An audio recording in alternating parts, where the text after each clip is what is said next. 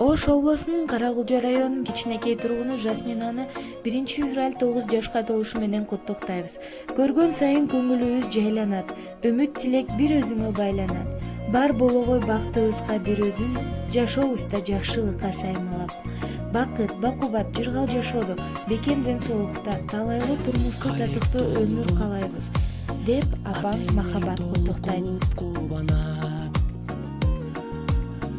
Келген элең сен жаркап бүгүнүң алап, көңүл сүйгөн сайран достор менен майрам, ар жыл сайын ай